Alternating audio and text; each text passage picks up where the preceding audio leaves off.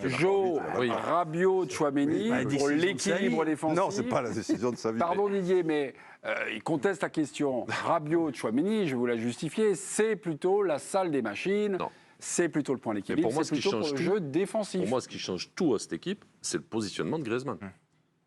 Eux deux, on ne savait pas trop parce que Rabiot, Tchouaméni, c'est une nouvelle fois qui est... Et même Rabiot, je crois, c'est... Première Coupe du Monde pour Rabiot. Pour les deux. Première Coupe du Monde pour Tchouaméni, Voilà, apparu sur les écrans radars. C'est très récent. Donc on se disait comment ça peut fonctionner. Et moi, je les trouve très intelligents les deux parce qu'ils jouent d'une simplicité. C'est ce qu'on leur avait demandé sur Tchouaméni, être efficace, simple. Et tu donnes aux joueurs qui sont à côté de toi en étant une sentinelle pour équilibrer toute cette équipe. Et Rabiot, qui plus ça va, plus il prend d'initiative offensive.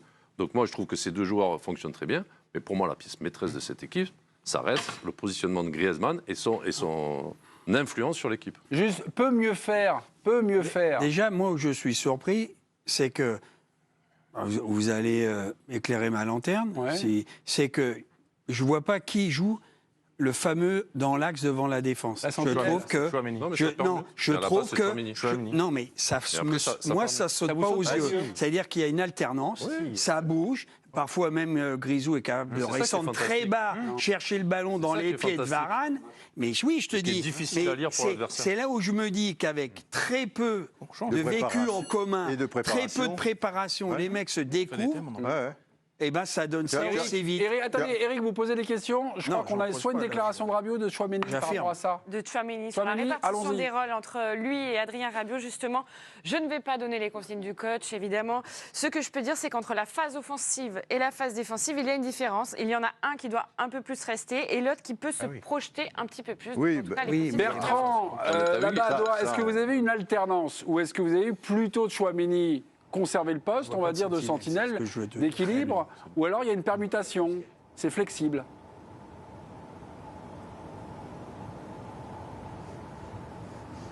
Oui, c'est flexible et d'ailleurs il y a eu des moments dans le match où Rabiot était à la droite de Tchouaméni. Parfois c'était l'inverse, j'ai l'impression que ce sont les actions qui commandent ce positionnement-là.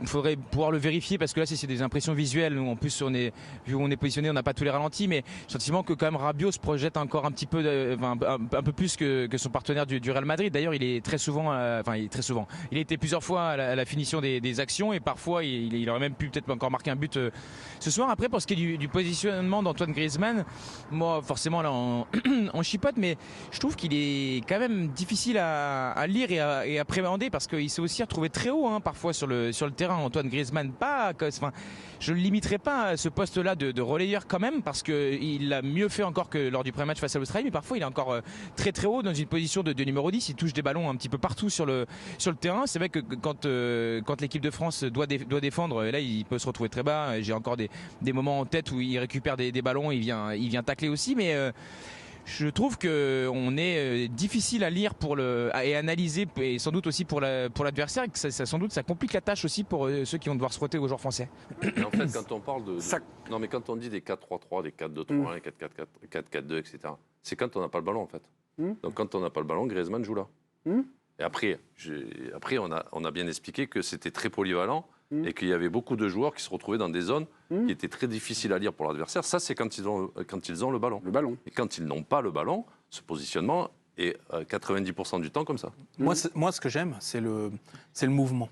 Parce qu'on a déjà vu des équipes avec on va dire, des architectures peut-être comme ça, mais beaucoup plus figées. Je me souviens à un moment, le Portugal, ils jouaient avec leur espèce de double pivot. Là, c'était Danilo et William Carvalho. Et tu sentais que c'était immuable, mais ça bougeait pas, il n'y avait pas du tout d'animation, et d'ailleurs ça figeait tout le reste. Là, mais ça fixe une équipe aussi. Quand il y a un double pivot, c'est plus figé que quand il y en a trois. J'entends bien, ça peut, mais même les phases où tu vois Griezmann est parti, etc., je trouve que ça continue à être très mobile. Je les trouve pas, je les trouve pas sécuritaires les gars, parce que ils ont du volume, parce qu'ils ont beaucoup de compréhension du jeu et comme Jo le dit, je pense qu'il y a aussi l'influence de Griezmann là-dedans, c'est-à-dire que comme il donne beaucoup de mouvements, parfois il va rester sur un côté et du coup donner de l'oxygène aux deux autres. Bref, il y a plein de choses dans ce milieu. Je trouve que c'est quand même ça permet quand même à cette équipe d'être animée tout le temps. Elle est animée, cette équipe, elle n'est pas figée. Moi, j'aime bien. Mais si on parle de... C'est pour ça que je vous ai dit d'entrée trio, parce que pour moi, c'est Griezmann qui détermine ce que font les autres. C'est-à-dire que Griezmann, dans ce milieu-là, a une certaine forme de liberté.